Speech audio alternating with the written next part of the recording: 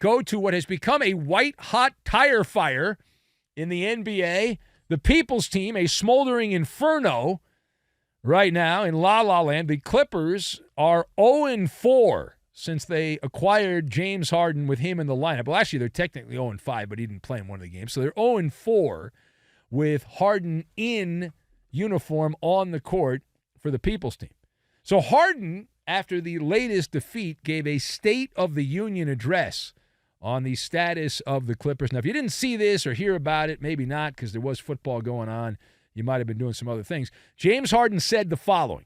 He said, quote, "We're all trying to figure it out together.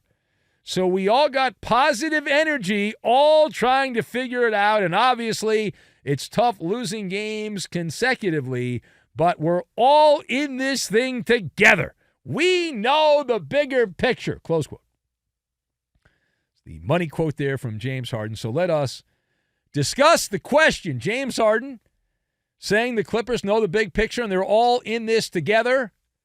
What does that mean? Decode what the man meant. So I've got Mr. Toad's Wild Ride, Panning for Gold, and vodka. And we will combine all of these things together, and we are going to run, Forrest, run. Just like Forrest Gump, we're going to keep running and running and running. So first of all, James Harden is unconcerned. He is untroubled by the chaos around him. He has been in this situation before. The good ship Clip is taking on water right now, and Harden does not seem to mind. It's all on brand. It's all on brand. James Harden is mellow yellow. He's nonchalant. Right? He's apathetic to the whole situation with the Clippers. And the beard, he's claiming one thing where he's playing the long game, and that's the only way you can look at this. You have to play the long game. But I do not get the sense from reading the body language that the Clippers are all singing Kumbaya together, that they're hanging out and they're roasting marshmallows around the fire. I don't get that sense. I see a lot of negative body language is what I see. And James Harden is aware that if the Clippers don't turn the sails around, what happens, right? You think James Harden's aware of like what happens here, like if they don't turn things around? It's Mr. Toad's Wild Ride is what it is. And the Clippers signed up for it, right? Steve Ballmer, the owner, and the front office, the players wanted this. Paul George, de facto GM, and Russell Westbrook and those guys wanted this, but it's Mr. Toad's Wild Ride. And what I mean by that is they will bring in a portable guillotine into the coach's room, and you got to have a fall guy. You got to have a fall guy. So if you ask me on the patented MALLER scale of panic, 1 to 10, with 10 being nuclear fallout, this is an 8. I'm at an 8 on the Clippers scale of panic. And the reason why is Ty Lue's a lame duck. He does not have a contract past this season. So the easy move, the paint-by-numbers move, is you bring in the mobile guillotine and you get rid of the coach. You get rid of the coach. You say bye-bye to Ty Lue. It's the easiest move to make. And if they don't start turning this thing around quickly, that's going to happen. I will guarantee you that Lue is out. The mad tactician is out as coach of the Clippers. And bye, Felicia.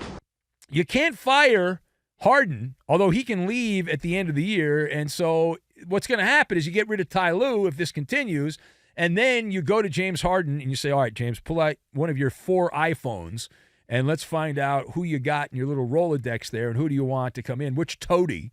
It's Mr. Toad's Wild Ride. Which Harden toady do you want to bring in there? Back scratcher, yes man, tickle you in that good spot. That's who Harden wants. Someone that will go into the sorcerer's workshop and create the right potion to connect with Harden, will mesmerize James Harden and get the Clippers on the same page. So that's where we are. And the Clippers, you can't beat Memphis. Memphis blows.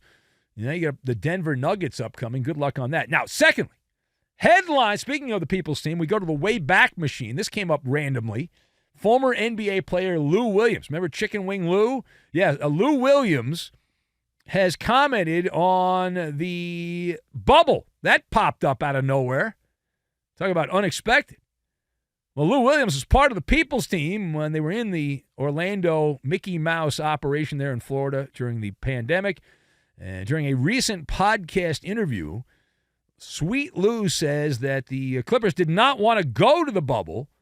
Says mentally we came into it without the right mindset to finish the job. That's according to, I'm going word for word here from Sweet Lou. We didn't even want to be there, and I think once we got there, we were in it. Then the money quote from Lou Williams, he said, we started to hear the rumblings that nobody is going to respect this chip. So we kind of just took our foot off the gas, close quote. So Lou Williams claiming the 2020 Clippers were not mentally ready for the bubble, and they were concerned about not getting the proper respect for the chip. Are you in or out on this statement? So we are out on part of it. We're out on part of it. We're in on part of it. So it's been 3 years. 3 years plus since this whole Fugazi bubble thing.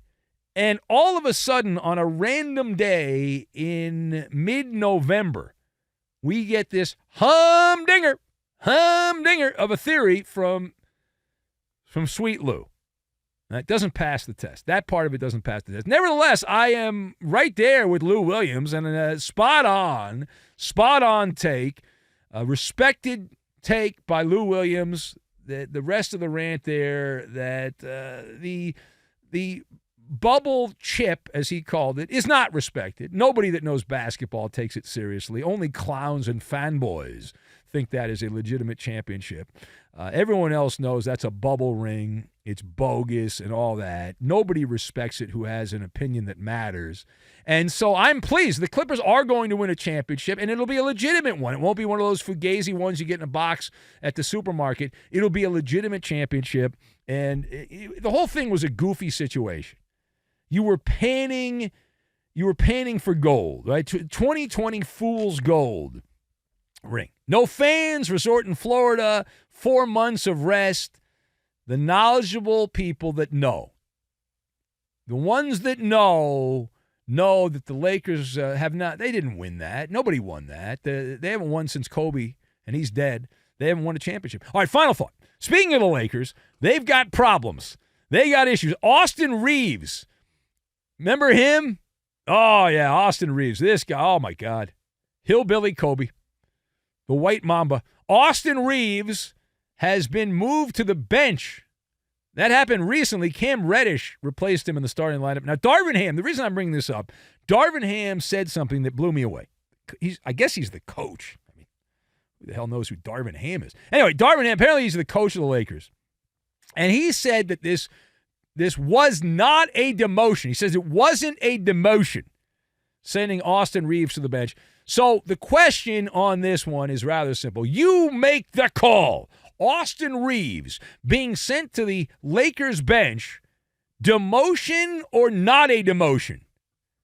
And survey says this is as clear as vodka. Demotion. Down. Yeah, that is an involuntary reduction of rank. That's what they call it in the military.